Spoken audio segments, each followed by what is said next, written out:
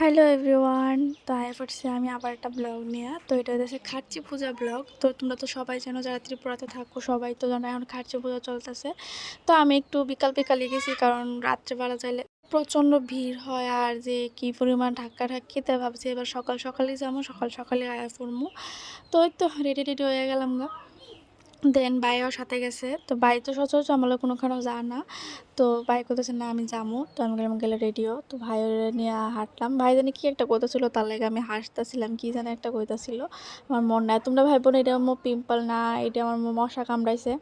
তো এই যে দেখো, এটা হচ্ছে সামনের বাড়ির কাঠবিড়ালি। কাঠবিড়ালি মাটা সবাই মিলে আমরা গেছিলাম পুজোতে। কিন্তু আমি কখনো ভাবছি না যে দিনের বেলা এত পরিমাণ ভিড় হইব। এত পরিমাণে ভিড় হইব আমার একদম জানা ছিল না যে দিনের বেলা এত পরিমাণের ভিড় হইব। মানে আমি ভাবছি যে রাত্রেবেলায় হয়তো বা ভিড় হয়, দুপুরবেলা এত রৌদ্রের মধ্যে তো কেউ থাকে না, কিন্তু আমার ধারণা একদমই ভুল। দিনের বেলায় এত পরিমাণের ভিড় হয়েছে তা কইবার মতো না। আর কি কমু তোমরারে। আর সব থেকে ভালো লাগছে হচ্ছে গিয়ে সেরা, মানে দুপুর হইলো, বাতাস আসছিল। তো এরা সবাই মন্দিরেও ঢুকছে, আমি ঢুকছি না, কারণ এত পরিমাণ ভিড়ের রৌদ্রের মধ্যে দাঁড়ালে আমি মাথা ঘুরে পড়ে যাবো। এমনি আমি অনেকটা অসুস্থ, তাই আর ঢুকছি না। তো এই তো সবাই মিলে এনে বই আসছিলাম। আর যে তো এটা আমার মানি, আর মানির বাচ্চা এটাই হচ্ছে আমরা ফের কাঠ বিড়ালির মা। তো এনে পুকুর পাড়ে যাইলাম, মন্দিরের জন্য যাইলাম। ভাই তার আইসক্রিম খাইছে, আমি খাইছি না।